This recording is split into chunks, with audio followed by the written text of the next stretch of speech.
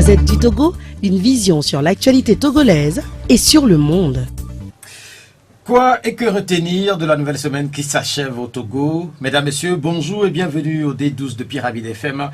Nous sommes ensemble pour 1h30. Un invité nous accompagne. Dans 2 mois, nous serons le 21 décembre, juste au lendemain des élections législatives. À justement 2 mois de ces scrutins du 20 décembre, la question de la tenue effective de ces élections demeure dans bien d'esprits au Togo. Aux traditionnelles inquiétudes, à savoir les réformes politiques, se sont ajoutées cette semaine une kyrielle d'actes de violence ou d'intimidation qui ont conduit la coalition à lancer un appel à la CEDEAO pour éviter un nouveau bain de sang au Togo. Apparemment, les autorités en charge de la sécurité ne sont pas au courant de cette escalade. Mais comment comprendre cette montée de l'adrénaline dans la zone 2 du Togo occupée à se faire recenser depuis quelques jours? Des responsables politiques proches de la coalition se sont visés par les actes de violence et ça dit que le Togo entre à nouveau dans une nouvelle phase de violence politique. En réalité, les solutions à la crise togolaise doivent-elles inclure une dose de violence que tente justement d'éviter la communauté CEDEAO? Depuis le 23 septembre dernier, bientôt un mois, les facilitateurs ouest-africains et leurs représentants sont bien muets au Togo. Sont-ils en phase avec le processus politique en cours dans le pays? Dans le pays, le recensement électoral a touché la zone 2. Il est soutenu par le pouvoir. Il est boycotté par la coalition de l'opposition. Dans les rangs de l'opposition, justement, Obu avait appelé les populations à se faire recenser. Ce samedi, le parti au ballon a laissé tomber son logo pour se choisir une jarre remplie d'eau versée dans une calebasse. Mieux l'organisation pour bâtir dans l'Union un Togo solidaire s'est transformé en mouvement patriotique pour la démocratie et le développement. Les obus ont-ils été infectés, donc désactivés? Les patriotes réussiront-ils à dompter le mal togolais? Ce mal a mobilisé divers autres acteurs ce samedi à Lomé. Le forum des forces vives de la société civile togolaise a fait l'état des lieux. Pendant ce temps, le G7 ou un regroupement des organisations de la société civile s'est inquiété de la situation dans le pays. Le Togo va de mal en pire, souligne le G7. En vérité, le Togo se porte-t-il si mal? Et spécialement, un de ses plus grands opposants politiques, Gilles Christ Olympio, est finalement rentré à Lomé. Celui qui avait récemment annoncé sa retraite politique continue-t-il de jouer un important rôle dans le jeu politique togolais? L'accord RPT-UFC reste-t-il en vie? Et puis l'Afrique, mon Afrique, comme le titre d'un ancien ouvrage des coupes primaires au Togo, le Conseil constitutionnel du Cameroun a rejeté les recours de l'opposition à la présidentielle. Notre invité est Vincent Agbemekodjo, le président du mouvement patriotique pour la démocratie et le développement. Les numéros de l'émission sont 96 50 34 37 et 70 43 09 70. Le technicien est Romaric Freitas. Cher invité, bonjour. Bonjour. Comment allez-vous? Ben, je vais bien. Et vous-même? Ça va. Plutôt en noir ce matin. Et quelle signification dans cette tenue-là?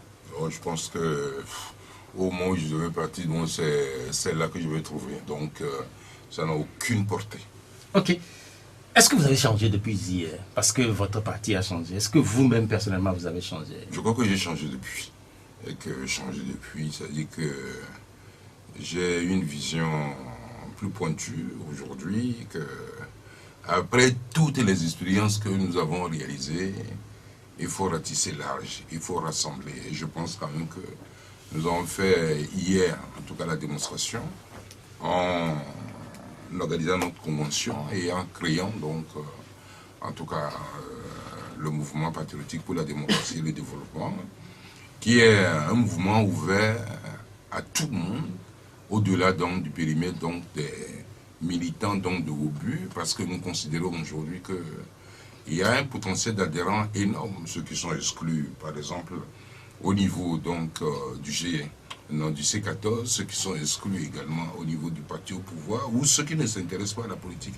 Nous sommes arrivés à un moment où nous devons mutualiser les énergies et puis trouver, si vous voulez, un cavalier solide, capable donc d'aller au combat et de ramener donc la victoire. Nous parlerons de votre formation, la nouvelle formation, avec tout ce que ça comporte comme nouveauté dans un instant. Mais je reste avec vous personnellement, et quand on parle de changement, et on sait que le changement, ça fait partie de la vie des gens, et vous, personnellement, certains estiment que vous changez souvent. Est-ce que vous les comprenez? C'était signe que je change souvent. Je crois qu'il n'y a que les imbéciles qui ne changent pas. Moi, je pense que la seule réalité, donc, aujourd'hui, incontestable, c'est le changement. Vous-même, il y a quelques années, vous n'étiez pas ici, vous étiez ailleurs, vous êtes ici, il y a un changement. Vous-même, sur le plan physique, vous ne vous présentez pas comme ça. Donc, le changement, celui qui ne change pas, il faut changer en bien. Vous voulez dire que c'est inhérent à la vie d'un acteur politique? De tout ce qui est dans l'écosystème, tout ce qui respire, change. Et donc, je pense quand même que il faut changer. Et puis, quelqu'un qui ne veut pas changer, donc, je crois quand même que il n'est pas dans la marche de l'histoire. Tout le monde doit changer, tout change dans la vie. Oui, quand vous faites cette comparaison... Et c'est pour ça que je vous dis, mais on dit changement. Bon, on peut changer en bien, on peut vieillir en bien comme vieillir en mal. Vous, personnellement, comment est-ce que vous vivez votre changement? Est-ce que vous sentez que vous changez en bien? J'ai l'intime conviction que ceux qui jugent là, en disant qu'il a changé, il a fait ceci. Mais quand vous prenez, donc, comment je dirais, vous suivez donc une voie qui ne donne pas les résultats, je crois quand même qu'il faut changer. Je reprends. Lorsque vous êtes en train d'expérimenter un projet et à chaque fois, vous n'avez pas les résultats attendus, vous répétez tout le temps, du monde c'est la même chose. Moi je ne vais pas être fou. Donc, je suis équilibré, structuré. Donc, il faut changer, il faut s'adapter. Je crois que du moins, c'est la seule réalité qui compte aujourd'hui. Donc, ce sont les fous qui ne changent pas, visiblement, à vous écouter. Mais quand on se réfère à l'histoire politique, oui, il y a une place importante pour ce qui est de la conviction. Vous, personnellement, quelles sont vos convictions? J'ai plusieurs convictions. Convictions sur le plan politique. Oui. Sur le plan politique, je pense que le Togo a besoin de changement. C'est-à-dire que nous vivons aujourd'hui dans un contexte, il y a des forces politiques dans le pays qui pensent que le Togo doit connaître donc une alternance pacifique. J'adhère entièrement à cela. Il faut qu'il y ait une alternance. Parce que d'une manière ou d'une autre, lorsque quelqu'un est au gouvernement ou est au pouvoir, a les leviers, il conduit la destinée de la nation. Bon, à un moment donné, si quelqu'un est capable également de réunir la nation, de maintenir du moins la paix et la sécurité, qu'il ait la chance également donc d'arriver au pouvoir, et puis de toute façon, ça permettra aux populations de comparer. Hier, aujourd'hui. Aujourd'hui, de toute façon, les gens comparent dans le régime d'Adéman par rapport au régime de Montre qui nous gouverne aujourd'hui. Alors, demain, si ce régime dont passe la main à un autre, les Togolais compareront. Je crois que c'est ça qui fait la vitalité de la démocratie. Ça fait longtemps que la question de l'alternance, elle est posée. Vous-même, vous l'avez posée d'une certaine manière quand vous étiez encore cadre du parti au pouvoir RPT, mais ça tarde à venir cette alternance-là. Est-ce que vous comprenez les paramètres qui font que les Togolais ont du mal à avoir cette alternance? Je crois qu'au niveau de l'opposition, parce que l'alternance, si c'est l'alternance à l'intérieur d'un même parti, donc c'est la même politique pratiquement, donc de tout temps, ça n'impacte pas les populations. On peut mettre du modernisme dedans, mais ça n'impacte pas les populations. L'alternance, c'est que de toute façon, quelqu'un qui est ancré dans le paysage de l'opposition puisse parvenir au pouvoir et décliner du moins sa vision donc, pour le pays. Et les gens compareront. Et donc, c'est ce qu'il dit. Donc, moi, je pense que il faut que l'opposition elle-même se structure autrement, en tout cas définir des moyens de lutte autrement, et essaie de toute façon, en ayant l'inclusivité à la bouche, mais pratiquer l'exclusion. Et donc, tout cela aussi, je crois que...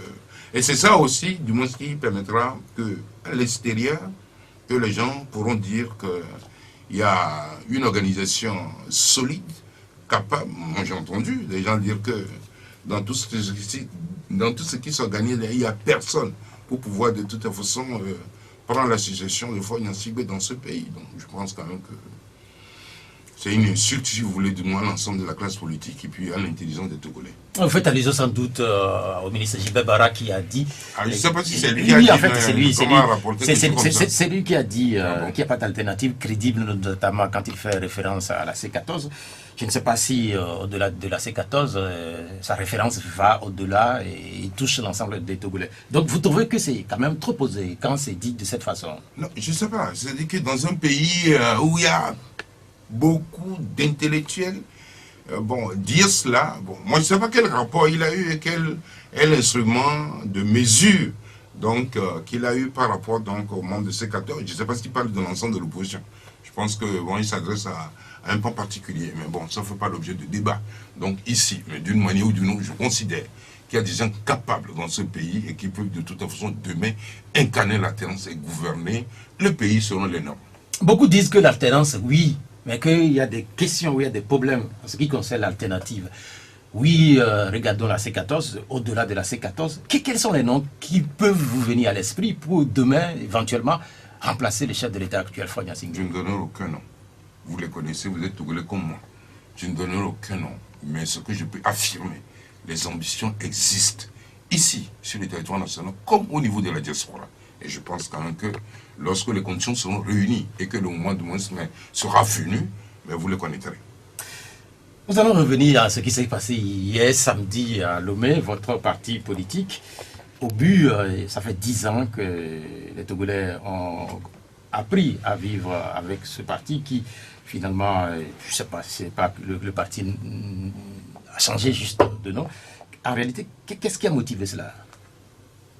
Je pense que au but de sa naissance, ça a eu beaucoup de difficultés. Il vous souviendra que l'administration territoriale, bien qu'il ait l'administration territoriale avait refusé de lui donner donc son récépissé. Et puis après, en 2010, nous sommes nés le 2 août 2008, donc à Brolahoumé. En 2010, lorsqu'il était question donc de valider notre candidature donc à la Cour constitutionnelle, la même administration a essayé la Cour constitutionnelle de ne pas nous donner le récépissé. Sauf que celui qui fait tout ce jeu-là a oublié que la loi portant charte des partis politiques au Togo, j'étais au gouvernement et que c'est un dossier que je maîtrisais. Et donc, nous avons utilisé une disposition donc de la charte pour pouvoir donc exister. Et au niveau de la Cour constitutionnelle, on avait écrit d'invalider notre candidature. Nous avons produit des documents et finalement la Cour constitutionnelle nous a donné donc notre récépissé. Mais c'est sans compter sur l'acharnement des gens contre ce parti. Eh bien, on a fait des élections présidentielles. Au lendemain, on n'a rien fait. On a décidé de détruire le parti. On a même prononcé dans sa dissolution. Bref, je pense que le parti a résisté. Et puis, au niveau international, les gens nous disent que non, quand vous nous écrivez, on a le sentiment de que c'est une association de football, une association sportive.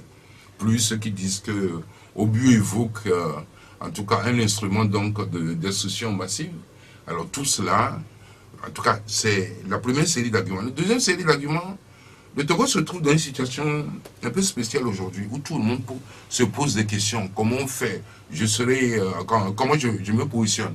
Donc, nous avons plus d'une centaine de partis politiques aujourd'hui. Il y a, je dirais, une quinzaine qui a confisqué le débat politique. Et nous estimons qu'il y a de la place.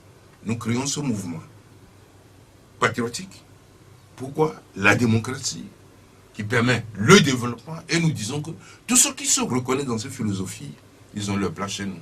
Et je ne serai pas surpris demain si nous enregistrons de toute façon des groupes d'associations, des groupes de partis politiques qui veulent venir faire le combat avec nous pour que nous puissions donner une chance à l'alternance politique au Togo.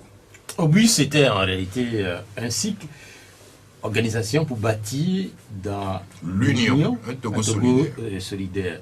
Et vous avez rappelé un pan de l'histoire de ce parti politique, à savoir la tentative de dissolution. Mais dans l'histoire de ce parti politique également, il y avait eu ce que vous aviez appelé à l'époque le changement stratégique. Entre les deux, qu'est-ce qui vous a marqué le plus? La première étape. La dissolution? Vous savez, lorsque vous sentez que vous êtes victime d'un acharnement, que en fait, les gens voyaient les lueurs, mais vous savez, moi je prends l'histoire de microfinance aux femmes, c'est au but qu'il a introduit. Et qu'il y a un autre parti politique de toute façon s'en est approprié. Mais quand on convoquait les réunions avant à Lomé ici autour de ces projets-là, moi je crois que les femmes venaient de toutes les préfectures du Togo. Ça inquiétait les gens. Et donc nous disons, cette phase, elle fait partie de l'histoire. Aujourd'hui, nous ouvrons une nouvelle page et nous disons que nous voulons fédérer toutes les forces qui aspirent au changement dans le pays. Parce que le fait de choisir aussi un mauvais cheval aussi, du moins ça fait échouer, si vous voulez, le projet d'alternance au Togo, ou les tentatives d'alternance au Togo. Donc, nous disons, venez, mettons-nous ensemble, définissons les stratégies, et voyons si de toute façon, aux prochaines échéances s'il y aura alternance ou pas. Vous avez été marqué par la tentative de dissolution, mais l'opinion a été marquée par ce que vous aviez appelé la réorientation stratégique, puisque depuis cette époque-là, on vous a retrouvé moins. Oui, vas-y d'abord. on vous a retrouvé moins dans la critique des actions du pouvoir en place. Non, je vais vous dire ceci. La réorientation stratégique est arrivée au lendemain donc, de ce que le collectif second vent le Togo demande ça fait avec nous. Je rappelle que c'est l'organisation pour partir dans l'Union. Togo Solidaire, seule formation politique qui a quitté donc le CST, et le CST est mort donc de sa mort naturelle pour se muer du moins en CAP 2015. Nous étions les seuls. On a fait quoi? Je dis bien, je répète, et les gens disent qu'on a la rancune, on a Non, nous avons conduit une action ensemble. Nous avons conduit une action politique ensemble, collectif selon le Togo. Nous avions été de tout un groupe extrêmement important et stratégique dans ce. On va aux élections, vous vous mettez avec le pouvoir donc pour nous priver de nos sièges. À la limite, si de tout temps, le gouvernement est là donc pour rendre justice. Si de moi il y a des. Non, le gouvernement de moi a fait Ponce Pilate que c'est une histoire qui concerne le CST. Si de moi le Gérard Adja, du moins ce qui était donc sur la liste, à la 3e place, a été, je dirais, déclassé sans notre consentement, donc discrètement, de manière sournoise, au moment où on devait remettre le dossier, vous voulez qu'on accepte ça? Il est deuxième pouvoir et devoir.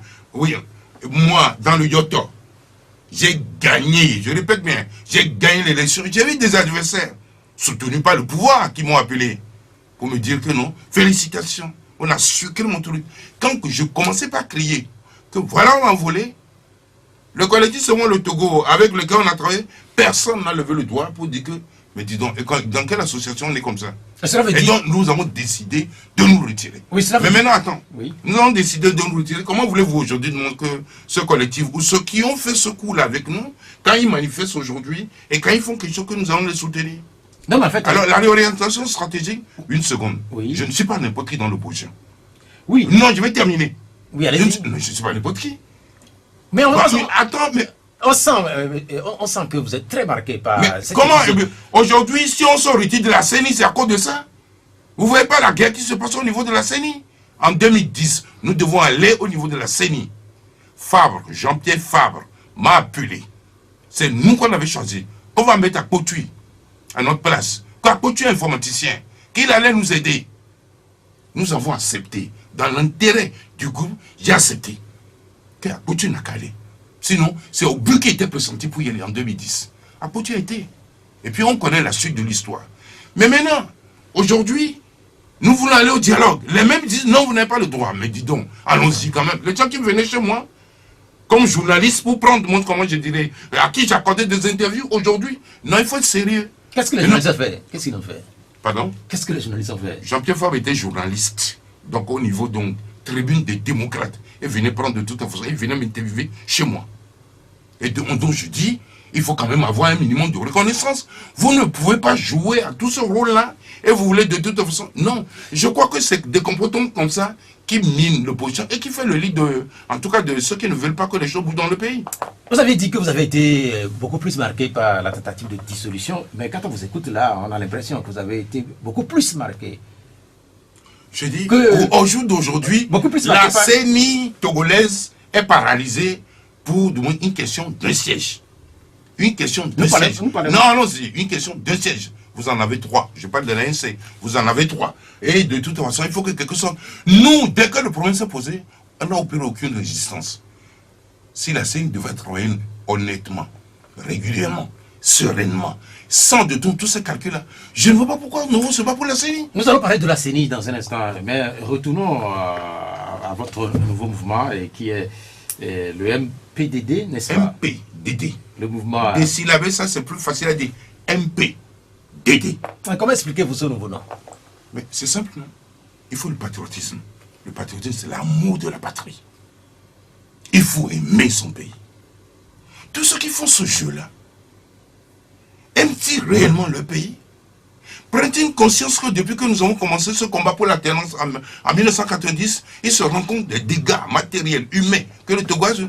Est-ce qu'ils pensent à ceux qui ont perdu leur boulot leur activité professionnelle? Est-ce qu'ils pensent à ceux qui sont handicapés à vivre aujourd'hui? Moi, je reçois des militants qui me disent que moi, je viens de tel parti, mais regardez, ils me montrent de tout temps les balles qu'ils ont. Est-ce que nous sommes conscients de cela? Quel est le problème qui est si difficile qu'on ne peut pas résoudre? Et donc, moi, je dis, écoute, on va créer un mouvement patriotique. Quels sont les besoins des Togolais aujourd'hui? La démocratie. La démocratie, c'est quoi? État du droit. Si vous avez droit à quelque chose, que vous l'ayez. Quand vous organisez une réunion, régulièrement, de toute façon, comment je dirais, organisée, annoncée, il faudrait du moins que vous ayez, il faudrait pas que du moins les forces de l'ordre viennent vous disperser. Il ne faudrait pas que vous êtes dans votre maison et que, comme je l'ai vécu là, quand c'était capitaine là de toute façon, vient défoncer toutes les portes sur moi, m'enlève pour quelque chose que je ne fais pas. C'est de la persécution. Oui, la démocratie, le respect de tout temps, des principes. D'ailleurs, même, je reviendrai sur la définition, quand on parle, je vais vous donner une définition, qu'on respecte ça, la dignité de l'homme. On ne va pas pour des considérations politiques que certains fassent du zèle et persécutent les gens. Nous parlons démocratie, c'est un corpus juridique auquel tout le monde doit se soumettre. Que tu sois grand ou pas, personne au Togo ne devra pas être au-dessus des lois ou en dessous des lois. Il faut que ce soit clair pour tout le monde. Alors, si on s'entend sur tout cela, la liberté d'entreprendre, le développement, la confiance que nous allons inspirer de toute façon à l'extérieur, les investisseurs viendront et nous allons du moins développer notre pays. Bien sûr, en respectant du moins les différents codes qui existent et assurer le bonheur des gens. Et combien de temps nous allons passer ici? Je refuse l'idée selon laquelle certains ont droit d'avoir tout en surabondance et les autres de toute façon seront obligés de mentir. Dans ce pays, je crois qu'il faut qu'on soit sérieux et qu'on se respecte. Est-ce que les noms sont importants en politique? Parce qu'on a eu au but, et aujourd'hui on a le MPDD, et les Togolais se posent la question si le changement de nom peut influencer sur, par exemple, l'avenir d'abord de votre personne et puis de tout ce que vous drainez derrière vous. MPDD ira très loin. Je reprends. MPDD ira très loin. Avec les Togolais qui, à un moment donné, massivement ont cru en vous et puis qui ont commencé par se poser des questions à un moment où vous avez changé. Oui, quand ils disent qu'on m'a vu au troisième quart, oui, donc faut m'a donné ceci. J'ai dit, je ne suis pas un opposant ordinaire. J'ai la chance d'assumer des fonctions extrêmement importantes qui me permettent de tout monde d'avoir une vue plus large, plus systémique sur les problèmes de la nation que ceux qui n'ont pas encore eu un portefeuille de monde de secrétaire d'État dans un gouvernement. Oui, ce que vous dites est vrai, mais, non, ça mais les Togolais ne comprennent pas. Non, je vais t'expliquer. Les Togolais comprendront, parce que d'une manière... Mais ils comprendront quand? Non, mais le temps, oui, ils comprendront. Mais en fait, parce que d'une manière où nous donnons personne, tous les postes du monde que moi j'ai assumé dans ce pays, personne ne peut me prendre le faux. Tout le monde reconnaît mon efficacité. Le problème est le suivant. Question de jalousie. Lui, il a mangé avec elle demain. Pourquoi il veut venir? Pourquoi vous ramenez la... Oui, c'est aussi ça. Hein. Pourquoi vous ramenez la gestion de la chose publique à manger? Oui, peut-être c'est un spectacle qu'on observe ici ou là, peut amener les gens à réduire la portée de ce que quelqu'un, de l'efficacité, de ses convictions, de ce qu'il peut faire donc pour nous, à une question de manger. Je crois quand même que c'est tous ces paradigmes-là qu'il faut changer. Je disais pas plus tard qu'il y a que l'idée selon laquelle je gagne les élections, je gouverne avec mes partisans et mes soutiens. Cette idée, je dis, elle est limitée. Elle s'ouvre aujourd'hui. Depuis 2015, j'ai dit sur Africa 24 que celui qui gagnera les élections en 2015, au-delà de son parti, doit intégrer les grandes forces politiques dans le pays pour avoir de la stabilité et pour avoir de la stabilité et les moyens de conduire sereinement, en tout cas son programme. Ça n'a pas été fait. Les résultats, on l'a vu. C'est-à-dire que c'est fini tout ça. Où je gagne là, je mange seul avec mes partis. Je dis c'est fini. Ah ben, mais quand on vous écoute, quand on vous voit, vous n'êtes plus très jeune. Pardon? Vous n'êtes plus tout jeune. Non, vous dites que non, j'ai 64 ans. C'est pas un secret. Est-ce que le temps ne joue pas contre vous? Quel temps? D'une manière ou d'une autre, de toute façon, j'accomplirai mon destin avant de mourir. C'est-à-dire? Mais je vais t'expliquer. Hier, tu étais chez Nana FM. Aujourd'hui, tu es chez Pyramide. Là où tu vas te trouver demain, tu ne sais pas. Peut-être que tu seras conseiller du monde à la primature. Je ne sais pas. Et donc, tu as un destin que tu ne connais pas. Mais donc, ton destin va se dérouler. Le mien se déroule là. Oui, mais en fait, là, on est dans le domaine du rêve. Quel est en réalité votre rêve? Quand vous parlez de destin. Je vais me dire au Togo mon rêve. Je serai président de la République du Togo. C'est votre rêve? Mon rêve. Qui ne peut pas rêver? Sarkozy nous disait que lui, il était ministre de l'Intérieur, et tout ça, en se rasant tous les matins, il rêvait d'être président de la République. Pourquoi voulez-vous pas que moi, Agbemé Kojo, ceux qui sont dans la rue là, ces 14 ou ces 20 et tout ça là, eux, ils ne rêvent pas de devenir président de la République. Ils rêvent de devenir président de la République. Quelqu'un qui crée un parti politique, qui vous dit qu'il l'a créé donc pour s'amuser. J'ai créé le parti politique pour incarner des idées, pour incarner l'avenir de ce pays, pour donner une direction à ce pays. Et donc je dis, si c'est ça que vous voulez entendre de ma bouche, j'ai dit oui, je rêve d'être président de la République. Ça ne vous a pas échappé que Souya demande, cette idée-là était dans l'esprit de tout le monde. Et peut-être, ceci pour cela que j'ai connu du monde les déboires que j'ai eu et que je me suis retrouvé en exil. Je dis, si quelqu'un dit le contraire, je rêve d'être président de la République. Il n'est pas de toute façon interdit à qui que ce soit d'avoir des ambitions. C'est au Togo ici, quand on dit qu'on a des ambitions, de toute façon, il faut du moins persécuter, non, tuer les gens. Je dis, je l'affirme que de toute façon, oui, il m'arrive de rêver que je serai président de la République. Je ne pense pas que, donc, que je le mérite moins que d'autres. Hier, on a attendu de grandes annonces à votre convention. On n'en a pas vraiment eu. Ah ben c'est la CENI. La CENI qui, dans l'impasse, nous a fait une proposition. Quelle est votre proposition? La proposition est claire. C'est-à-dire que, nous faisons observer que ce n'est pas le nombre de sièges à la CENI qui détermine de toute façon ou qui règle le problème de la problématique donc de la vérité des urnes. La vérité est ailleurs. C'est où? Dans les urnes. Et dans l'acheminement de l'instruction des urnes vers Lomé. Vers du moins la CENI. C'est dans les urnes et dans le système d'acheminement du verdict des urnes vers du moins la centralisation à Lomé ici.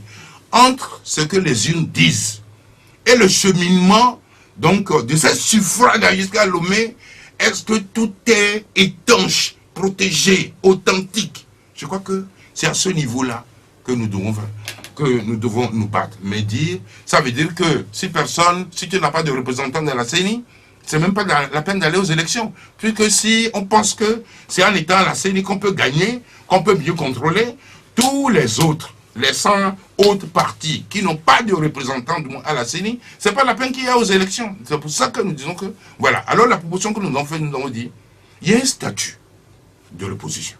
Il y a une loi portant statut de l'opposition. À l'Assemblée nationale, un groupe parlementaire peut déclarer qu'il est de l'opposition ou qu'il est de la majorité. Pour ce qui concerne l'UFC, l'UFC a déposé un papier au bureau de l'Assemblée nationale qui font partie de l'opposition. À partir de ce moment-là, il faut tenir compte. Moi, de toute façon, cette loi-là, qui a été faite comme ça, ou cette disposition de la loi portant statut de l'opposition, il faut l'aménager, il faut la changer. Parce que je ne comprends pas pourquoi tu peux être dans l'exécutif en train de travailler dans la majorité gouvernementale et en même temps se dire qu'on est dans l'opposition.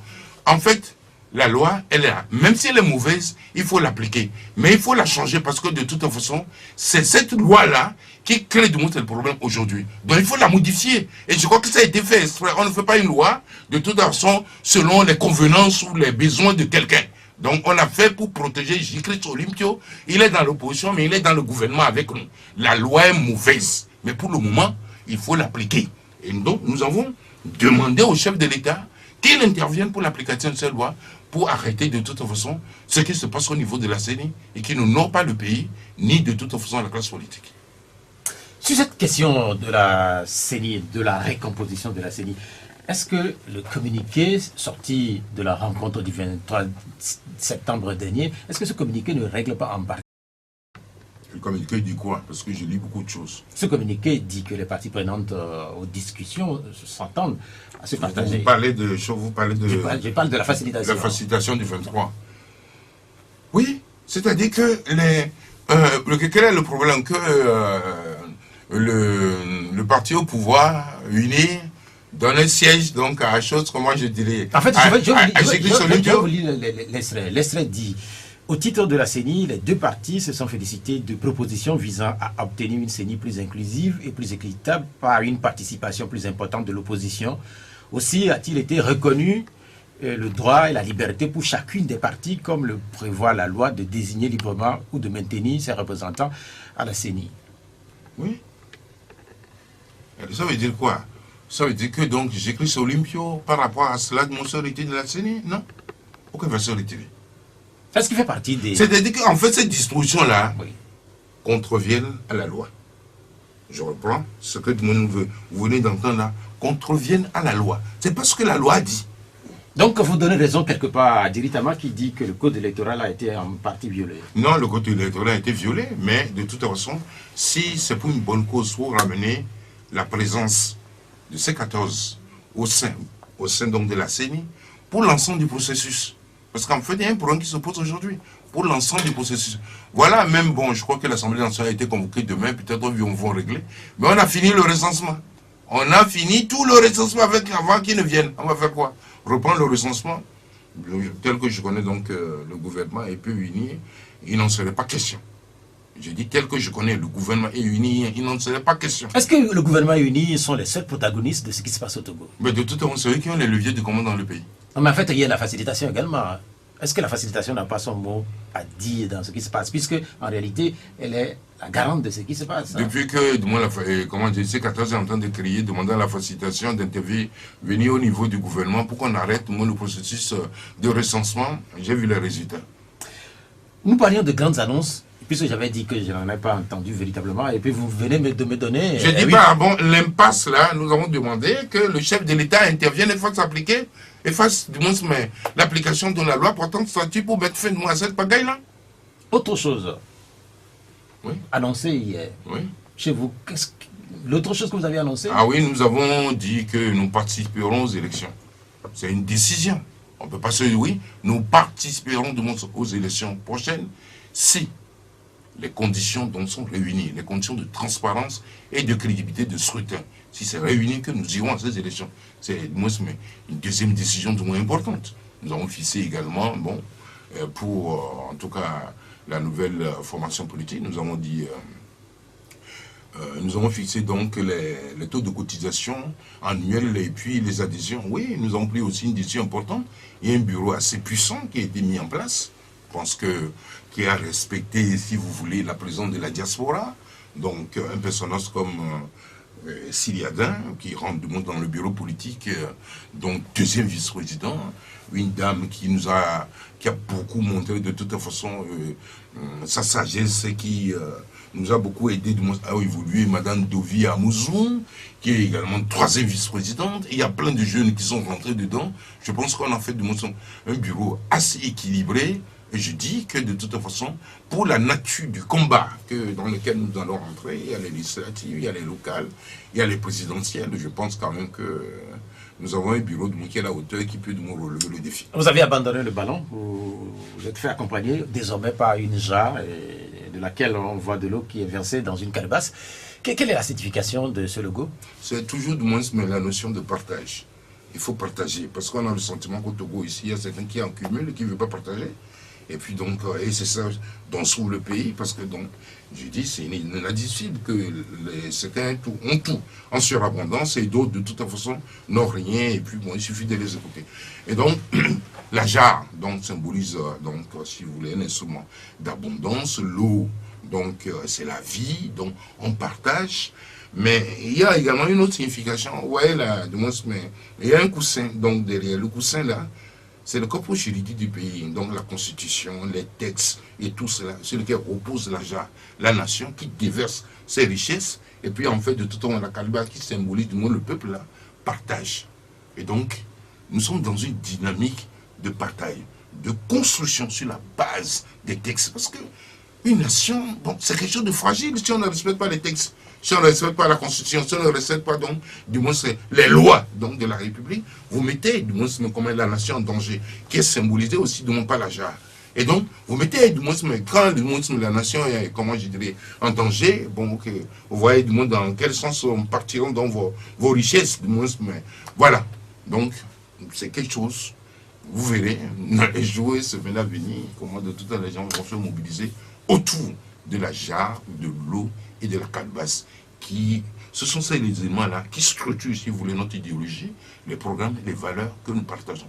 Il faut partager. Et puis, en fait, bon, je crois que c'est connu de tous, que c'est comme aussi le ballon qui était connu de tout, sa structure. C'est transversal, donc de toutes les ethnies, de toutes les régions. Et j'ai dit, vous verrez bientôt les résultats. Le MPDD arrive dans un monde togolais truffé de crises. Et cette crise, ces derniers jours, s'accompagne désormais d'actes de violence, notamment perpétrés sur des représentants locaux de certaines formations politiques. Et la C14 exprime son inquiétude. Et quel est votre sentiment à vous? Vous savez, il n'est pas normal que des acteurs politiques puissent organiser donc une manifestation. Je suppose que les gens de C14 qui parlent, ou du moins mais que la victime, donc, je dirais, pas de la dispersion de la pression, en tout cas la victime donc, des méthodes fâcheuses donc, dont vous parlez, donc s'est conformée aux règles, donc a informé l'administration territoriale ou le préfet de région pour dire que nous organisons quelque chose, mais je dis dans tous les cas, l'intrusion de la police pour du moins brutaliser les gens, en tout cas sur un lieu public ou chez eux à la maison, je dis c'est des éléments du monde que je condamne. Donc, je suis d'accord avec la C14 qui s'inquiète, donc, si vous voulez, de la montée de la répression du monde dans le pays, en tout cas pour les cas qui dénoncent et disent, bon, c'est normal qu'ils noircissent un peu, qu'on va aller à un bain de sang. Je pense quand même que, bon, je ne suis pas dans le secret de Dieu. Nous avons connu ces gens dans le passé. Je ne souhaite plus cela pour mon pays. Et en cela, si le fait, bon, d'aggraver, de présenter les choses comme ça, puisque comment je dirais, amener le pouvoir, donc, à veiller à ce que ce genre de choses ne se reproduisent plus dans ce pays. Je les encourage énormément. Depuis les années 90, la violence politique est un fait qui est devenu évidemment banal au Togo. Chaque fois, et on constate que cette violence elle est présente. Est-ce que c'est un passage obligé pour un pays comme le Togo? Non, je ne pense pas.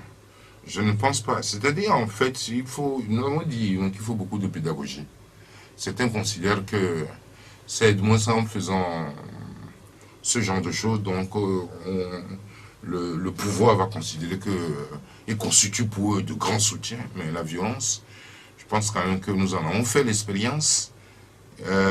Celles qui ont émaillé les différentes séquences dans le pays sont encore dans les esprits, et j'interpelle tout le monde, que ce soit donc nous-mêmes acteurs politiques, ou ceux qui sont au pouvoir, et ceux qui ont les instruments de la violence, qu'on fasse attention pour que ce que crée la C14 ne se produise plus dans notre pays. Nous tous. Ça, c'est quand même une prière qui revient à chaque fois qu'il y a un acte de violence au Togo. Finalement, c'est un peu comme si c'est une sorte de comédie qui est jouée sur la terre de nos aïeux. Chaque fois qu'un acte de ce type est posé, tout le monde condamne et puis tout le monde prie pour que les prochaines fois ces actes... Non, je pense qu'au-delà de la prière, il faut un comportement. Si moi-même sur un petit sujet, donc j'excite donc mes militants, mais c'est normal que de toute façon les objectifs poursuivis ne seront pas atteints. Et donc il faut que ce soit clair que c'est un travail de tout le monde. Donc je dis bien, ce qui le corps habillé, le pouvoir politique et les acteurs politiques doivent avoir un comportement qui puisse prévenir ces genres de choses sur la terre de nos aïeux. Est-ce que vous avez l'impression que le pouvoir est complice dans ce qui se passe? D'une manière ou d'une autre, même s'il n'est pas compliqué, il est responsable, puisque c'est lui qui a la responsabilité de gouverner le pays, et que de tout quand ça se passe comme ça. Donc qu'est-ce qu'on fait si c'est pas clair, on ouvre de toute façon tout de suite donc une enquête, et on trouve donc les responsables, et on voit qui a tort, qui a raison, et les lois de la République s'appliquent. Mais si on se tait, je ne pense pas que ce soit du moins la meilleure posture. Donc pour le moment, c'est celui qui gouverne. C'est celui qui gouverne qui est responsable. Et donc, quand des choses se passent et qui ne sont pas, du moins, orthodoxes, on ouvre une enquête. Mais pas des enquêtes, on ouvre et puis, bon, on ne connaît pas les résultats. On ouvre une enquête et on va au bout. On dit, tel policier, mais au Bénin, il n'y a pas longtemps, de tout temps, je crois que des policiers ont fait quelque chose, mais on les a condamnés. Et donc, d'une manière ou d'une autre, je dis bien, C'est parce que de toute façon, les procédures d'enquête que nous ouvrons n'aboutissent pas et qui fait que tout le monde, les gens peuvent dire ça. Mais nous devons faire des efforts. Est-ce qu'on peut faire des enquêtes sérieuses au Togo? C'est une question de volonté politique. Si de toute façon, le voleur ou quelqu'un qui est surpris de voler et qu'on l'a arrêté, et que si c'est moi-même qui l'ai envoyé du monde aller voler, c'est difficile pour moi qui ai de mon impérium de l'autorité de le frapper. Ce qui se passe, et beaucoup craignent que ça va impacter visiblement les prochaines campagnes électorales, puisque si les élections doivent avoir lieu dans 2 mois, bientôt le Togo va entrer en campagne électorale. Cela suppose que les rassemblements vont avoir lieu un peu partout sur le territoire national. Est-ce que ces campagnes ne risquent-elles pas d'être infectées? Vous avez moi les infections, le mot infecté, j'en ai entendu beaucoup ce matin. Non, je vais vous dire ceci. C'est une question de volonté. Si nous voulons que la campagne se déroule dans la paix, que chaque formation aille sur le terrain, monte son offre, défend son offre, demande de toute façon à la clientèle électorale, suivez-moi plutôt que tel autre.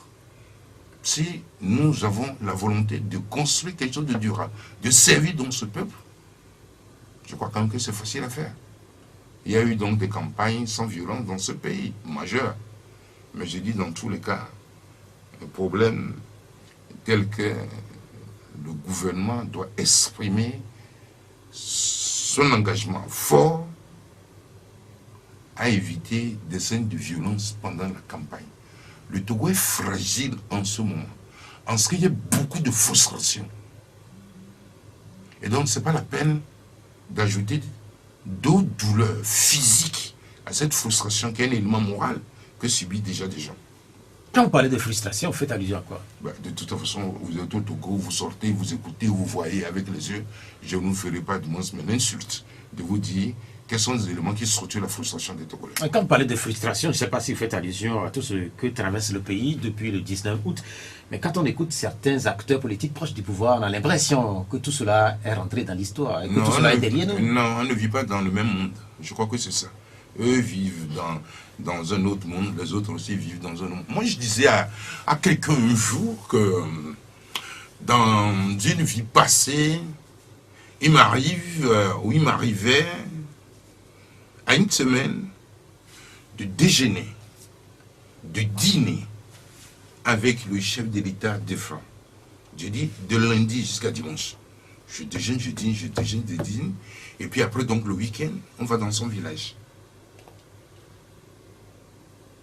Quand vous n'êtes pas une vie structurée, équilibrée, vous allez vous tromper que tout le monde vit dans le même univers dans lequel vous vous trouvez. Mais il faut avoir solidement les pieds ancrés sur terre pour dire que non, ça c'est un monde particulier. Je reprends. C'est extrêmement important. C'est pour ça que je dis que peut-être qu'on ne vit pas dans le même monde.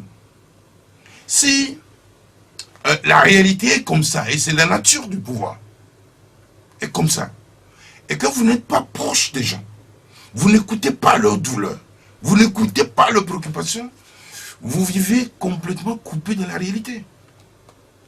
Je reçois 50 à 60 personnes par jour, au week-end. J'écoute. Voilà ce que je voulais vous dire, pour dire qu'il ne vit pas dans le même monde. Mais comment comprendre justement que ceux qui dirigent le pays ne soient pas au courant de toutes ces difficultés quotidiennes des Togolais? Vous les recevez aussi, posez leurs questions. Je ne vais pas me mettre à parler de moi à leur place. Vous recevez-les, posez leurs questions. J'ai gouverné, j'ai dirigé, je sais ce que c'est. Ok, aujourd'hui, donc, je suis là, donc je conduis une action politique, donc avec ma formation politique, avec les Togolais, j'ai une vision. Peut-être que le fait d'avoir fait les deux, c'est-à-dire et le pouvoir et l'opposition, me prédestine mieux à comprendre les problèmes des populations lorsque demain, j'aurai l'occasion encore de conduire le destin. Vous nous écoutez, c'est Pyramide FM avec notre invité du jour, l'ancien Premier ministre Maître Sangbe Mekodio, le président du parti politique Mouvement Patriotique pour la démocratie et le développement, MPDD. La tradition veut que les auditeurs également participent à l'émission et ça va se faire à partir de cet instant. Et je rappelle, Nos deux numéros 96 50 34 37, 96 50 34 37, et puis 70 43 09 70, 70 43 09 70. Et nous allons insérer les tout premiers auditeurs. Oui, oui, allô? Oui, allô, bonjour. Oui, on vous appelle comment? Oui, Abdoul, vous êtes en direct, allez-y.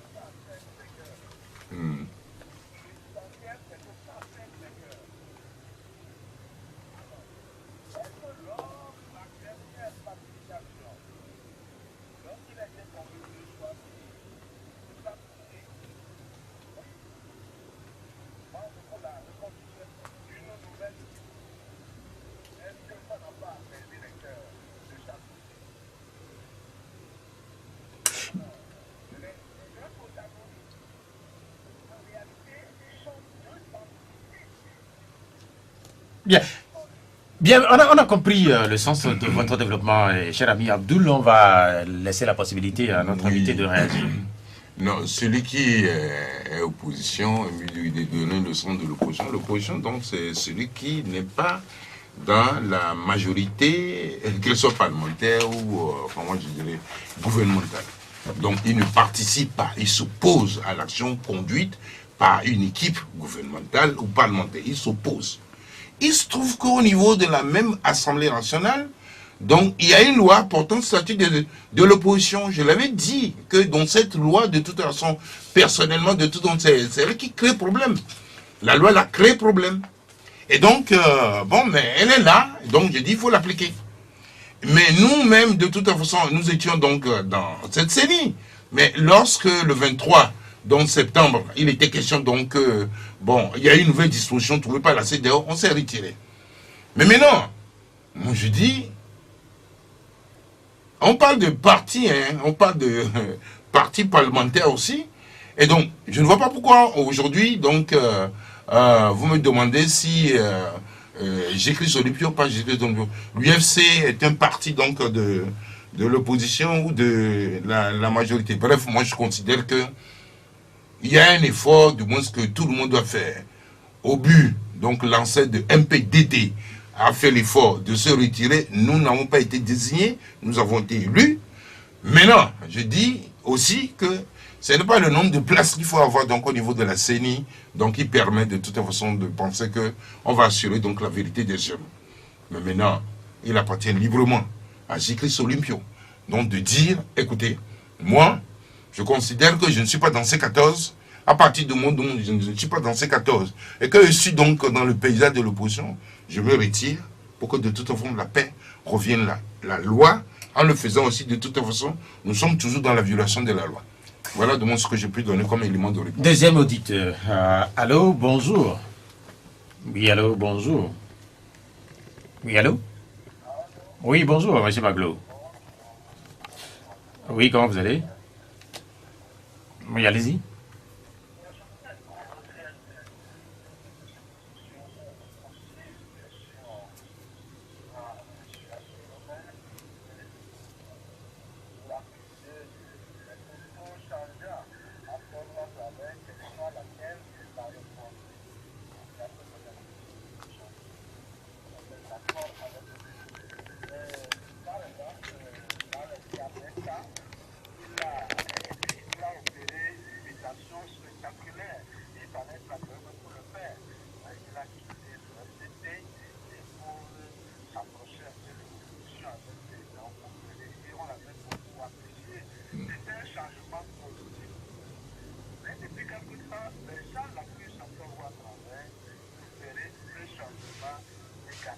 C'est-à-dire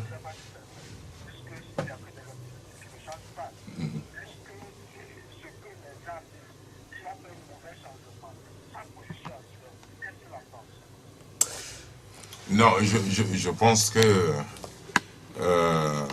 c'est toujours la même personne, mais l'environnement peut, en tout cas, donc, être un élément qui conduit cette personne-là à avoir des postures différentes. J'ai expliqué pourquoi nous avions quitté le CST. Et je crois que c'est ça qui pose problème. J'ai expliqué pourquoi nous avons quitté le CST. Et je dis, personne ne peut l'admettre. Parce qu'en fait, bon, c'est le CST qui a révélé certains au niveau international. Voilà. Et donc, j'ai expliqué. Mais maintenant, je ne suis pas au gouvernement. Je ne suis pas au gouvernement. Vous dites pourquoi, donc, on a fait le sommet sur la sécurité maritime. J'ai une expertise.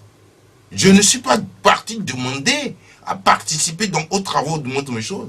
On me sollicite pour les intérêts de la nation. Je donne une conférence. Et c'est là on dit, ah oui, mais pourquoi il a accepté? Non, je ne vois pas de toute façon le combat de cette manière. Et donc, moi je dis, je fais partie de ceux qui cherchent l'alternance politique au Togo. Je fais partie de ceux qui pensent qu'on peut organiser, gérer le pays donc autrement. Je ne vois pas le jugement des gens, si vous voulez en tenir compte. Les mêmes qui ont applaudi Jésus, en tout cas, le matin, le soir, c'est les mêmes qui l'ont condamné.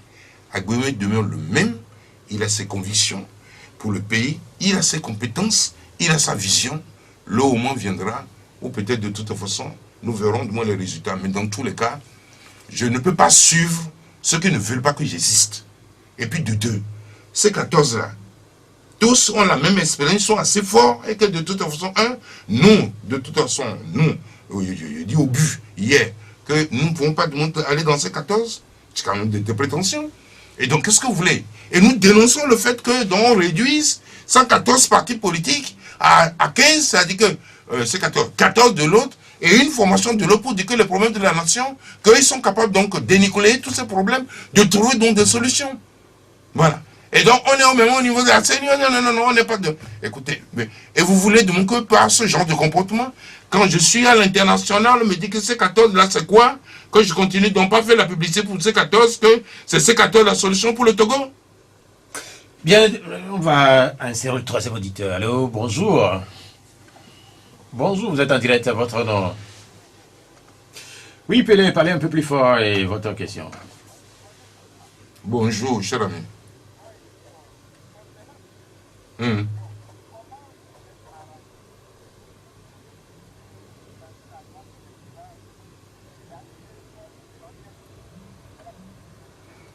Je vais te... Non. C'est-à-dire, je prends... Non, en fait, il n'a pas fini. Au regard. Oui.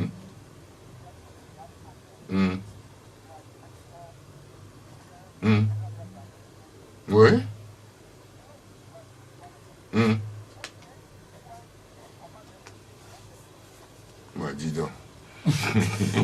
Ok, la question concernant... Non, c'est-à-dire que... Non, moi, je prends deux séquenciers électorales. Le Grand Lomé et Yoton. Le Grand Lomé, tous reconnaissent que Gérard Adja est deuxième pouvoir de voix. Après, George Lawson. George Lawson, c'est du moins la zone portière. Je ne reviendrai pas sur les détails là. Voilà. Et que du moins Jean-Pierre Favre, du moins, est arrivé troisième en termes de pouvoir de voix. Lorsque nous avons préparé les listes donc, au niveau donc, du siège au but pour aller déposer à la CENI, on n'a pas mis Gérard Adja à la 9e place. Patrick Lawson a parlé donc sur les médias, du moins pour confirmer qu'il était à la 3e place. Qu'est-ce qui s'est passé? Puisqu'on ne les a pas suivis, on leur a fait confiance. On ne les a pas suivis pour aller à la CENI. Pourquoi ils ont déclassé Gérard Adja de la 3e place à la 9e place? Voilà mon problème. Et quand on a dit, quand on a évoqué ça, on dit donner une place à Gérard Adja. Ils ont dit non. Moi-même, je dis, j'affirme ici que j'ai gagné les élections dans le Yoto. Que du moins, mais c'est vrai, que quelqu'un vienne me dire le contraire. J'ai gagné les élections dans le Yoto. Je dis bien qu'il y a eu même des soutiens donc, du régime qui étaient obligés de m'appeler pour me dire félicitations. Et le soir, on me dit que je n'ai pas gagné. Et on sait ce qui s'est passé. Et quand j'ai commencé par crier que tout le monde m'a volé, demandez au leader du CST, Si quelqu'un s'est levé pour du moins défendre... Vous l'avez dit victoire. tantôt, mais est-ce que c'est pas de l'histoire ancienne, hein? La question qu'elle pose à Dumont, c'est Oui, une seconde. La question que notre jeune homme, notre jeune frère pose là, c'est une question d'histoire ou c'est une question d'actualité? Mais je vous pose la question. Et non, de toute façon, mais je crois que Dumont, ce passé-là continue de créer la méfiance. Mais puisque vous avez l'habitude de... Même mieux. Est-ce que vous avez l'habitude de le rappeler, mais une seconde. Est-ce que vous allez continuer? Quand on faisait... Non, quand ils allaient mettre C14 en place, oui, et il y a une personnalité importante de l'opposition qui m'a donné le nom de quelqu'un. Donc, au niveau de C14, qui devait donc nous appeler pour nous demander au moins si de toute façon, ça nous intéressait de nous associer à eux. Ok? La personne n'a pas eu le courage de nous appeler. Bref, pour vous dire que c'est l'histoire ancienne. Les Togolais veulent manger. Les Togolais veulent avoir un pays structuré, équilibré, respectant les droits de l'homme, respectant tout, et pour retrouver sa dignité. C'est ce combat qui est le mien aujourd'hui. Mais maintenant, il pose la question que, avec tout mon parcours donc au niveau donc, du RPD, de dire du moins comment le RPD vote donc les élections, il n'a qu'à venir me voir à la maison, je vais lui demander, je vais lui dire ça. Est-ce que quelque part c'est dit en Afrique et spécialement au Togo qu'on vole les élections, qu'on fraude des élections? Non, c'est dès que l'opposition n'a pas gagné, celui qui a gagné a volé. Oui, mais en fait c'est de savoir aujourd'hui vous êtes dans l'opposition. Est-ce que vous confirmez que dans des pays comme le nôtre, on vole les élections? Mais de toute façon, dans les pays comme les nôtres, on vole les élections. J'ai dit bien, celui qui n'a pas gagné, moi-même j'ai conduit des missions d'observation électorale dans plusieurs pays africains. Celui qui n'a pas gagné crie aux fraudes. Moi, en fait, ce que je peux dire par rapport donc, aux élections, les moyens sont disproportionnés. Celui qui est au pouvoir a beaucoup de moyens entre les mains par rapport à celui qui recherche donc, le pouvoir dont les moyens sont très limités. Et donc, à partir de ce moment, on prend moyen, on commence par décliner cela en toutes les choses.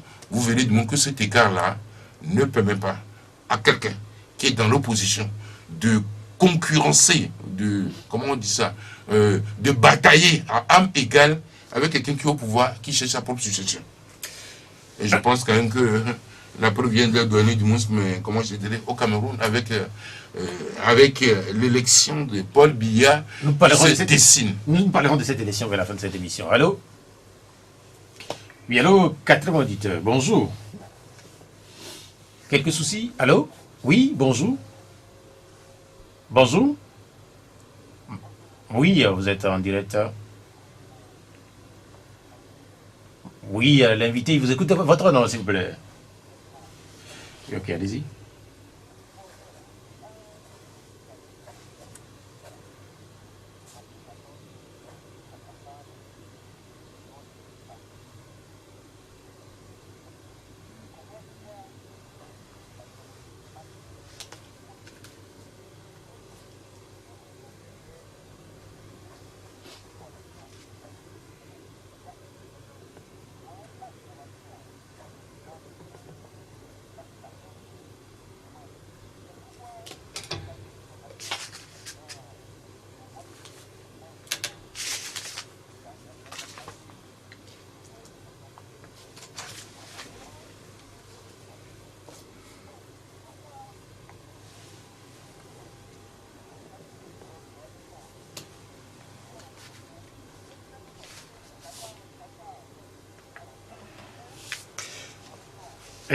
J'ai compris, et je vais demander à notre invité de réagir. Non, de toute façon, je pense que c'est aussi sa façon de voir les choses. Je ne connais pas, en tout cas, son parcours, sa trajectoire, c'est comme ça qu'il voit les choses. Mais en fait, de toute façon, ça ne se passe pas comme ça. Mais le souhait de beaucoup de gens, c'est que demain, il y a alternance au Togo, que nous vivions dans une société démocratique où il y a des règles et que nul ne peut être au-dessus des lois et pousser les autres de toute façon à être au-dessous des lois. Allô? Oui, allô, bonjour. Oui, c'est monsieur? Oui, combien? Des Anguilla? Ok, allez-y. Oui, vous posez deux questions, s'il vous plaît.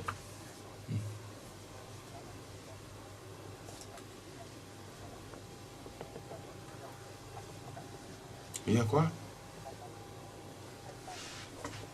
Deux? Démission, oui.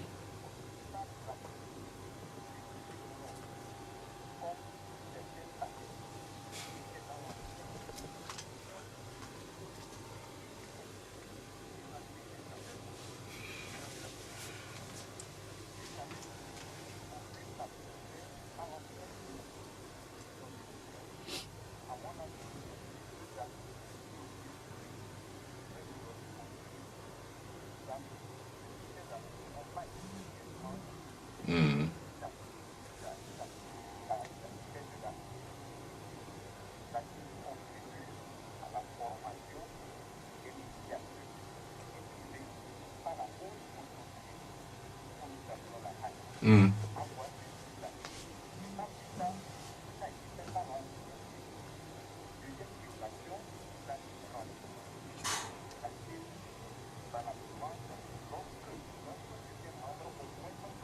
Mhm.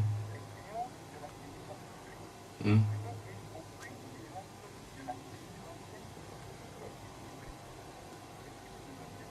Moi, je commence par demander la dernière question. Moi, je ne suis pas président de la CENI ou membre de la CENI, surtout pas président de la CENI, pour de toute façon, aujourd'hui, répondre des préoccupations, des manquements, peut-être encore relever au niveau de la gestion de cet organe. Je n'en suis, enfin, je n'en suis pas le président. C'est à lui que vous devez poser cette question et il aura des éléments de réponse pour vous. Quant au mode de fonctionnement de la CENI, je sais au moins que sur, en tout cas, pour que la CENI tienne ces réunions, il faudrait que 9 de ses membres soient présents et que pour l'heure, on ne m'a pas dit que ça a été vu. Deuxième question, qu'on a on a donné notre démission, qu'il y a des gens qui disent non, je veux vous. Vous savez, si vous êtes ministre, et qu'on fait un remaniement et que vous devez quitter vos fonctions, vous gérez les affaires courantes jusqu'à ce que donc votre remplaçant ne vienne. Ce n'est pas parce que, bon, il y a une vague, on est trois, que donc la formation politique au but et la formation politique nette, une association de la société civile, ont quitté l'organe central de la CENI et que dans les démembrements, il y a des activités à faire, mais ils travaillent sur le terrain. Peut-être demain, lorsque l'Assemblée nationale va, je crois que c'est ce qui se dit en ville, va nommer les autres et qui vont aller prêter serment ensemble, ils iront donc sur le terrain les remplacer. Vous voulez donc paralyser donc la CENI et la CENI ne peut plus faire donc son boulot en attendant dans les autres. Ils ont choisi une option. Je ne sais pas si elle est bonne ou elle n'est pas bonne. Mais selon vous, est-ce qu'elle est bonne? Pardon? Est-ce qu'elle est bonne? Moi, je vais vous répondre sincèrement. Vous savez, le recensement est un acte administratif qui permet de recueillir sur des listes électorales les citoyens, les citoyennes, électeurs, électrices, pour constituer donc un fichier électoral national. Ce type d'opération n'a pas besoin de politisation. Malheureusement, à gauche comme à droite, je vois que l'opération a été politisée. Si certains ont demandé, mais en tout cas à leur électeur ou à une partie de l'électorat de ne pas aller s'inscrire, d'autres mobilisent, encouragent une partie aussi de l'électorat d'aller s'inscrire. Je crois que de ça, bon, ça veut dire quoi? Que nous sommes déjà en campagne? Tout cela, en tout cas, me pose, moi, personnellement, problème. Allô? Allô? Bonjour, appel commis, qui on a en ligne? Oui, bonjour. Oui, on vous appelle comment? John. Oui, John, vous voudrez bien parler un peu plus fort, s'il vous plaît.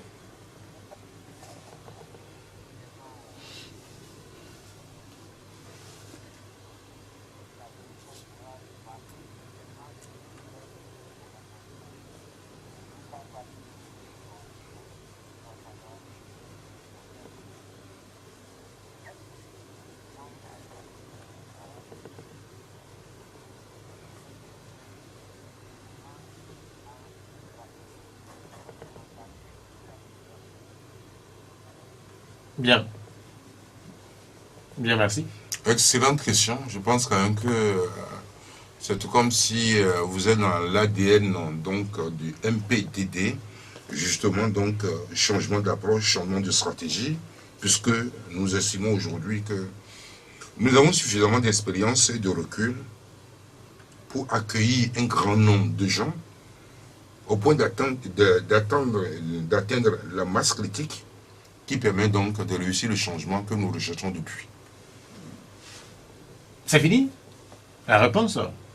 Vous avez... Non, mais en fait, je voudrais savoir, puisque j'ai constaté qu'elle a été très courte, votre réponse. Allô? Oui, bonjour. Oui, c'est... Oh. Ellison. Oui, allez-y. Oui, allez-y.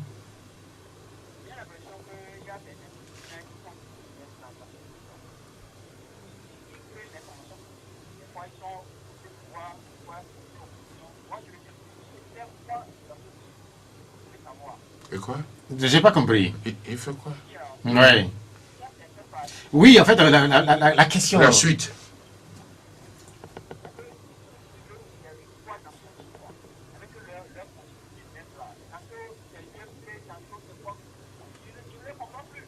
Vous ne comprenez pas les hommes politiques. Bien, bien, bien, merci, cher ami, j'ai compris. Est-ce que vous voudrez réagir à cette question? Puisque j'ai posé Non, question, parce une que- question un peu dans le genre. En fait, à un moment donné, les Togolais ont l'impression que le problème, c'est les acteurs politiques. Est-ce que vous avez ce sentiment-là? Ou vous avez déjà entendu Non, cette question pour cette je vais façon-là? je vais être franc avec vous. D'abord, un qui dit qu'on fait du business, pour le moins, de toute façon, je ne vois pas combien sont-ils à cotiser ou à faire ceci. Ce n'est pas le business, je ne vois pas. Mais je vais vous dire ceci. Moi, mon constat, c'est que de tout temps, le peuple a été au rendez-vous à l'appel des leaders politiques. Mais de tout temps aussi, ce sont ces mêmes leaders politiques, par manque de stratégie et de vision, qui ont fait échouer donc la lutte et n'ont pas pu, comment je dirais, faire fructifier ou avoir des récompenses donc à la hauteur des sacrifices que le peuple a consentis. Et nous le voyons souvent. Et nous avons une seule habitude, celui qui peut faire quelque chose de bien pour le pays, on essaie de le salir. Ah, celui-là, il fait ceci, celui-là, il fait ceci. Pour essayer, parce qu'il y a aussi du moins ça, du moins entre nous. C'est-à-dire que on essaye donc de noircir l'adversaire politique. Comment l'adversaire politique? Pardon? Le partenaire politique ou l'adversaire? Puisque l'adversaire politique, Moi, je vais te dire. il est normal qu'on le noircisse. Non, une seconde. Moi, les gens de ce 14, je suis le partenaire ou je suis le Je parle, justement, Mais- quand vous parlez d'adversaire, c'est pourquoi je voudrais que vous rectifiez. D'abord, du moins sur l'opposition togolaise, elle est plurielle. Parce que on peut définir donc une stratégie. Au nom de quel principe? Nous avons tous décidé, pas d'élection, pas de réforme, pas d'élection. Quelqu'un se lève, il ne nous consulte pas et il se pose comme candidat. Non, allons-y, je dis, je peux multiplier les exemples, je ne veux pas dire, oui, de trahison. Oui. Et donc, c'est ces gens de choses qui font qu'aujourd'hui, je dis, Quand vous parlez de l'idée politique, est-ce que vous vous incluez à Guillaume Kodjo? mais de toute façon, je m'inclus. Quoi? Je ne suis pas leader politique. Non, mais en fait, je voudrais savoir, en fait, la faute que vous reprochez à... Mais c'est une faute collective. Il faut me lire. C'est une faute collective. Et donc, je dis, les gens se donnent, se sacrifient, mais ne sont pas à hauteur de nous entendre. C'est un objectif parce que donc, nos calculs comment je dirais, partisans et particuliers de tout, prennent le dessus. Et donc, moi, je dis, au jour d'aujourd'hui, donc, il faut que, en tout cas, nous nous mobilisons pour faire en sorte que, si l'heure de l'alternance arrive, que nous puissions de toute façon la réaliser. Bien, merci. Allô? Allô? Après Ellison, on a qui? Allô? Oui, bonjour. Oui, c'est monsieur? Oui, Lawson, vous êtes en direct.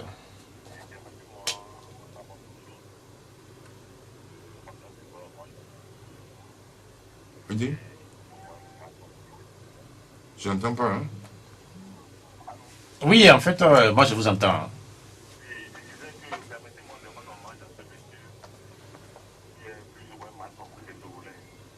Quel monsieur? Que- vous-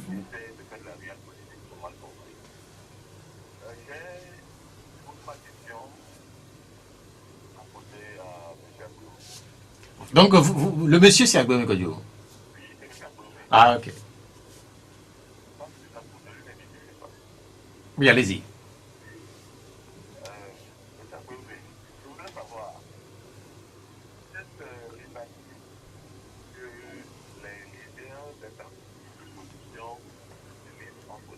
Oui.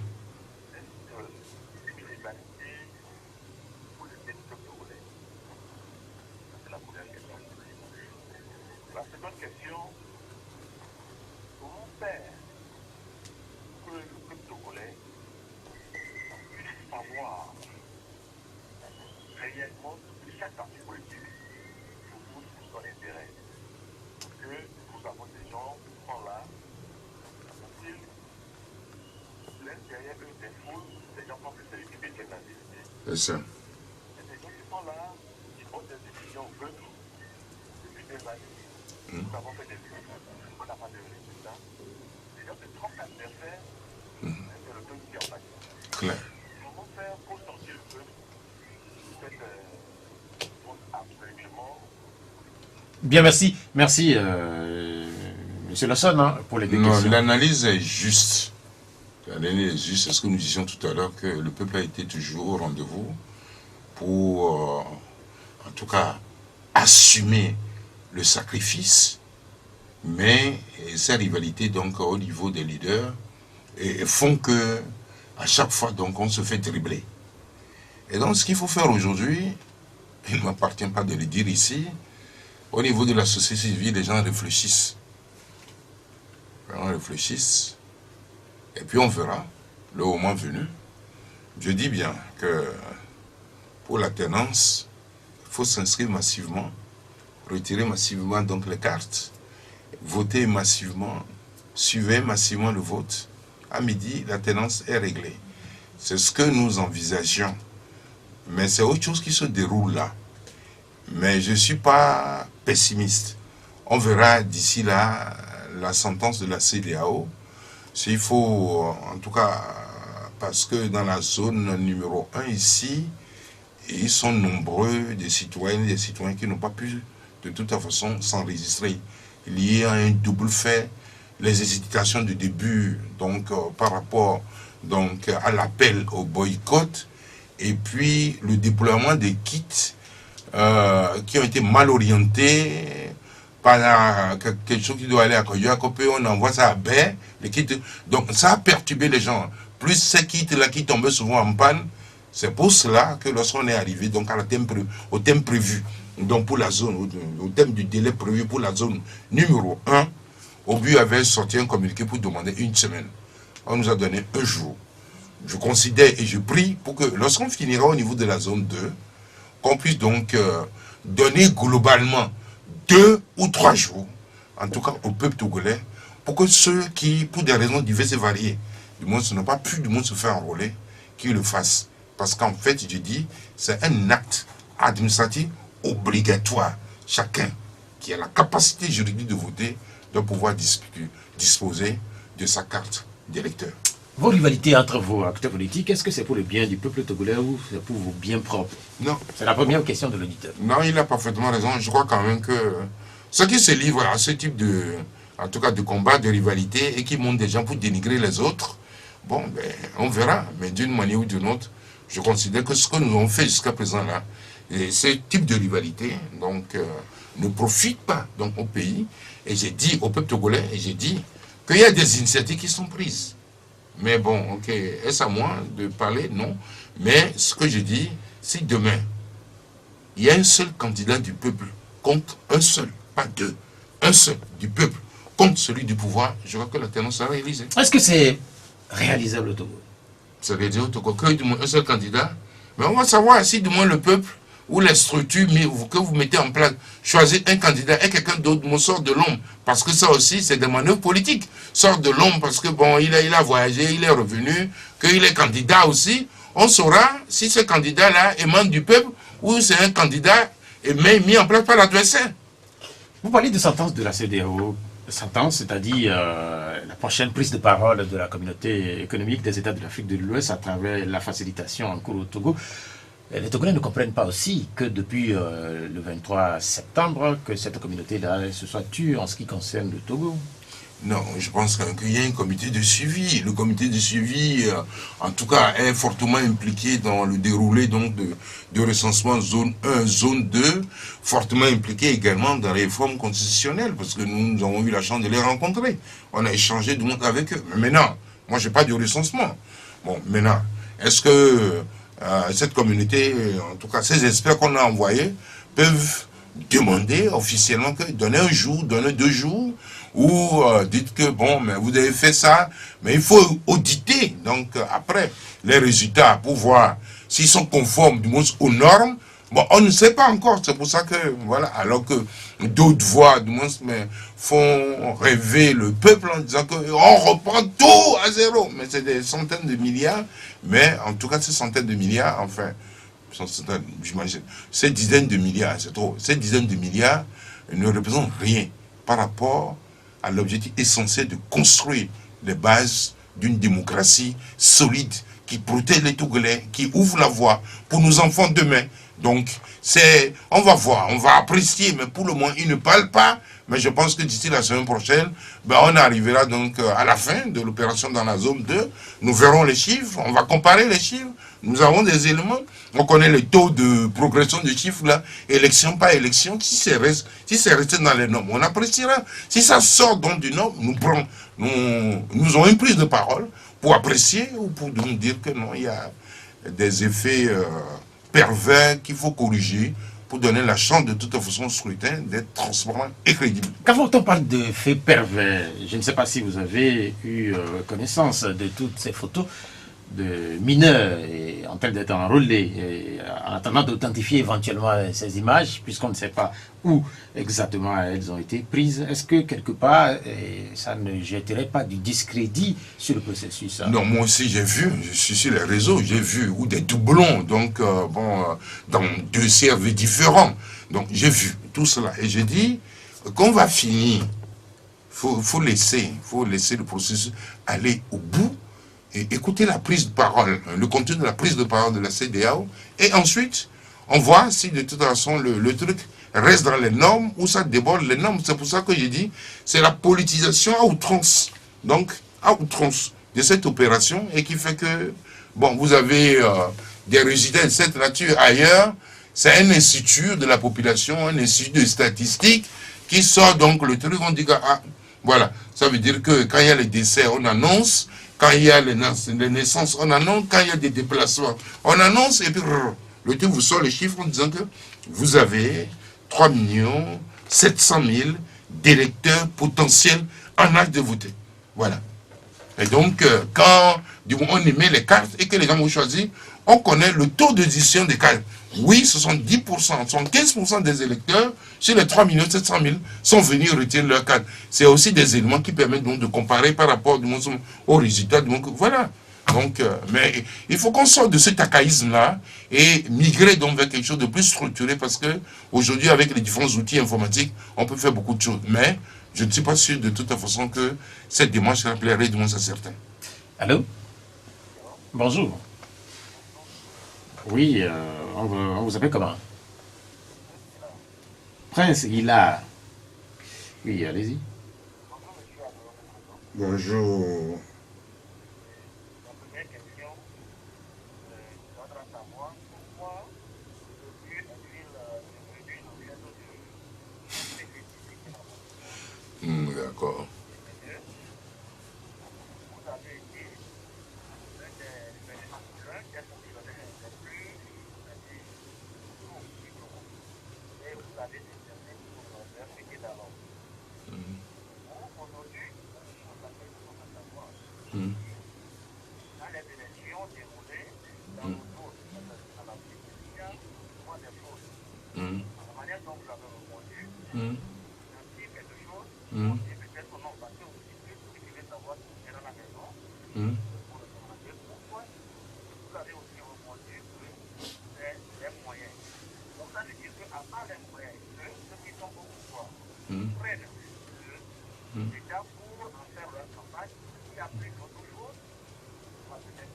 Bien, merci pour les 2 questions. Deux questions, c'est bon. On va donner la possibilité à notre invité. Non, c'est-à-dire, vous savez, vous connaissez la réalité du monde mais en Afrique.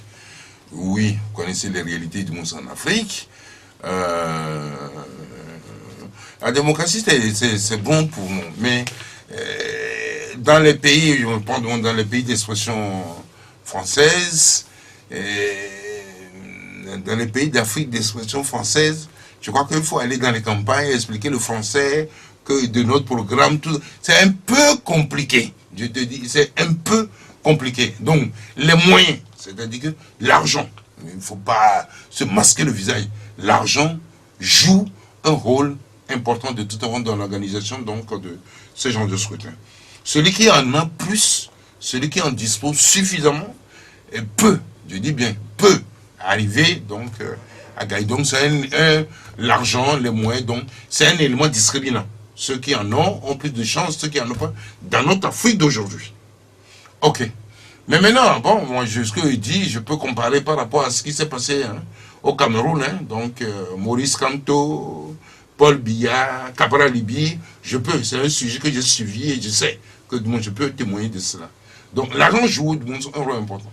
Mais maintenant, vous dites que, bon, comment fraude. Oui, la fraude, de toute façon, c'est pas seulement l'Afrique qui l'a comment je dirais, inventé, c'est pas ces pays, nos pays qui l'ont inventé. La fraude existe partout.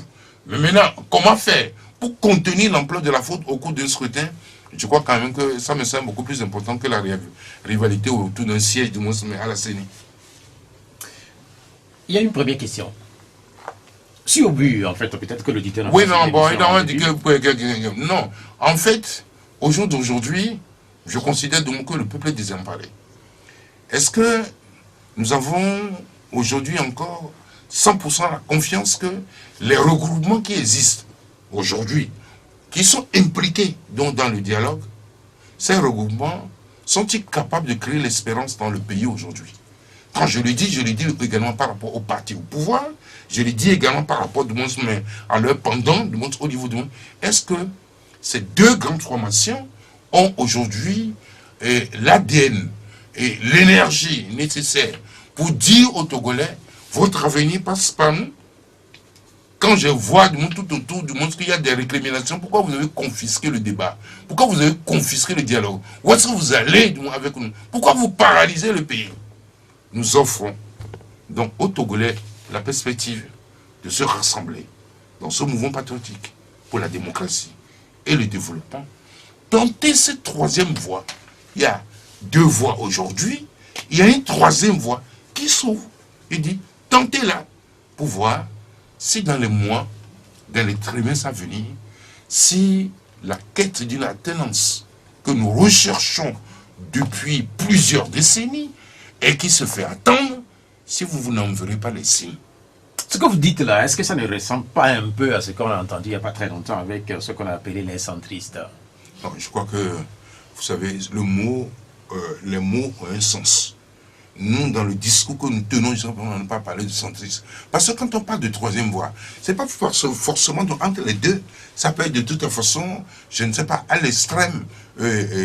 Ça peut être du moins à gauche ou à droite de l'autre. Donc, nous, c'est une troisième voie. La troisième voie peut ne pas passer au centre. C'est pour ça que nous refusons de dire qu'on est des centristes. Il y a d'autres qui se sont donc attribués, du moins, mais en tout cas, ce qualificatif, oui, on le leur laisse. Mais l'essentiel pour nous, c'est de prendre tous ceux qui sont exclus, les déçus, ceux qui pensent aujourd'hui que les horizons sont bouchés, ceux qui pensent aujourd'hui que ces deux grandes formations sont à bout de souffle.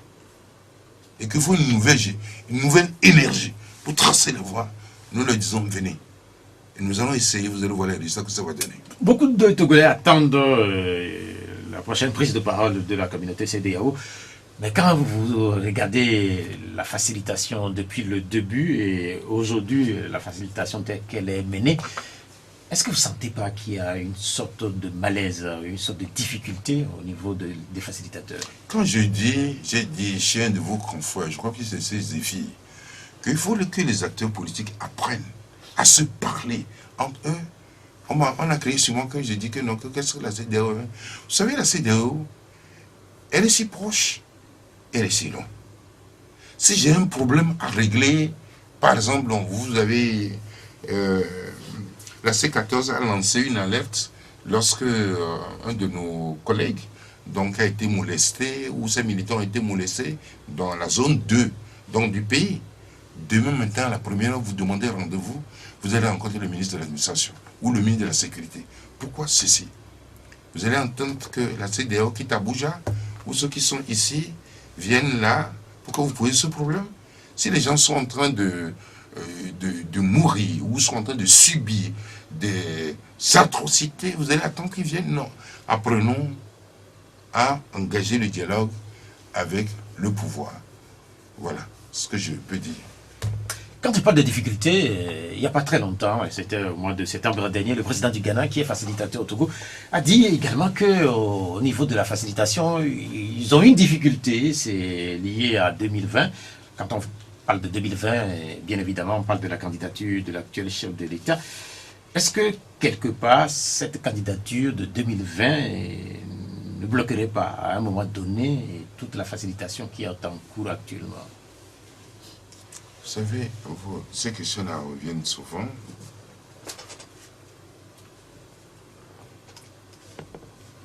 Oui, je vous écoute. Oui, c'est une question qui est lourde.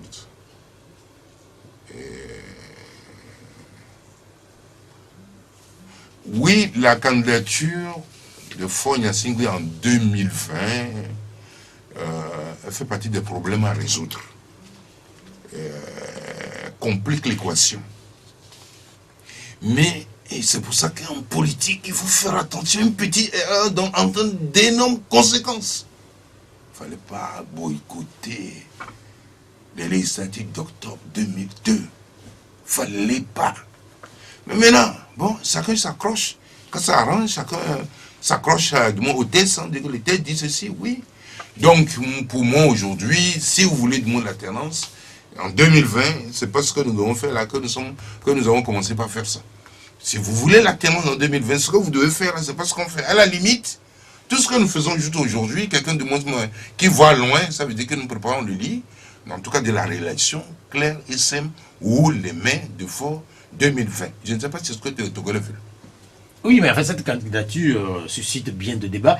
Mais je ne sais pas, quel est votre conseil? Ce que vous dites actuellement au chef de l'État, sans doute que lui ou ses conseillers vous écoutent. Vous avez été, comme on l'a dit au début de cette émission, vous avez occupé de hautes responsabilités dans ce pays. Je vais vous dire, c'est-à-dire qu'en fait, je répète, rien ne peut empêcher Faure Gnassingbé d'être candidat à sa succession. La seule chose qui peut l'arrêter, c'est sa propre volonté ou d'autres éléments extérieurs du monde à sa volonté. C'est-à-dire, aucun test administratif. Même si on fait les réformes. Pardon? Même si on fait les réformes politiques. Mais de toute façon, quand vous voyez donc comment les choses se passent, mais réformes politiques, vous pensez que donc la CEDEAO est venue ici faire les réformes et dire à Faure Gnassingbé que, bon, allez, en février prochain, février 2020, vous êtes out? Non, si, je crois que ce problème serait réglé depuis, si de toute façon, c'est à cette solution-là qu'on va arriver. Donc, moi, de toute façon, j'intègre Faure Gnassingbé dans les candidats de 2020. S'il n'y va pas, bon, il nous simplifie le problème. Mais je l'intègre, donc ça veut dire que je dois chercher suffisamment de force, puisque je sais que moi j'ai un adversaire de taille. Donc voilà, donc je l'intègre. Mais maintenant si demain il n'est pas dedans, c'est bien, mais je l'intègre. Donc rien aujourd'hui ne peut empêcher de tout, oui, puisque nous-mêmes, nous avons fait le lit. Et je dis, la manière dont nous préparons du monde 2020 là, et comment je dirais, décembre et choses, c'est pas de la même manière. C'est pas de la bonne manière. Il nous reste encore 1 minute et quelques secondes pour clôturer cette émission. Et en quelques lignes, nous allons évoquer en quelques lignes ou en quelques mots l'élection au Cameroun. Est-ce que l'Afrique francophone va continuer à briller aussi négativement et quant à ce qui concerne les élections présidentielles? Qu'est-ce que vous faites dire ça? Je constate que le Conseil constitutionnel camerounais rejette tous les plaintes qui ont été déposées par l'opposition. Les 18 recours, c'est devenu tradition. Les 18 recours ont été rejetés. Je note avec admiration au moins que les candidats qui ont déposé ces recours, ils sont venus devant la Cour constitutionnelle avec leur avocat, parler, en tout cas, pour ça, nous n'avons pas ici. Ils sont partis à la Cour constitutionnelle, défendre, ça a pris temps. Ok. L'audience a été même retransmis à la télévision. Ah bon, ok. En direct, et puis en fait, d'une manière ou d'une autre. Moi, il y a un candidat qui m'a beaucoup séduit pendant cette campagne, c'est Cabral Libri. Et je pense qu'il a un bel avenir, mais pour dire que on s'achemine là vers le 6 novembre 2018 au sacre de Paul Biya. En tout cas, il va prêter dans serment. Ça rappelle aussi du moins que il y a 36 ans, en 1982, lorsqu'il succédait donc à Idiot, donc c'était un 6 novembre aussi qu'il avait donc précisément. Quel est le sens de cette coïncidence? Est-ce que ça nous dit qu'il a encore 36 ans encore à faire, puisque donc, il venait en 1982. Le 6 novembre 1982. Il refait, du moins, comment je dirais, il prête seulement encore le 6 novembre 2018. J'ai dit, mais est-ce que ça ouvre un nouveau cycle de 36 ans? Je le dis pour blaguer, simplement pour dire que, oui, il y a un problème également avec avec les CENI et les CAM. Bon, Biya n'a pas fait campagne, il a suivi un ou deux meetings animés par lui-même, Marois et les autres. Mais bon... Est-ce que c'est pas triste pour l'Afrique? Oui, je pense que les leaders de l'opposition du monde africaine doivent réfléchir autrement de tout temps à la manière de mener la lutte. Puisque ce que nous dénonçons ici, nous voyons la même chose là, par loin chez nous, nos voisins qui prennent des décisions. Oui, je demande au peuple de beaucoup prier, mais que, bon, pour le cas togolais, peut-être que nous trouvons la solution. Merci beaucoup, Melvin Gbemé-Kodjo. Je rappelle que vous êtes le président du nouveau parti politique MPDD. Cette émission s'achève. Merci à Romaric Feitas pour la mise en onde technique. Je suis Pierrot Atiobé.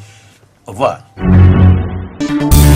La Gazette du Togo, une vision sur l'actualité togolaise et sur le monde.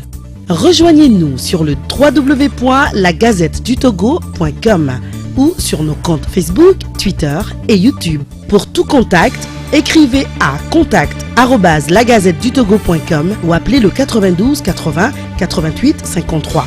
La Gazette du Togo, c'est l'information en continu.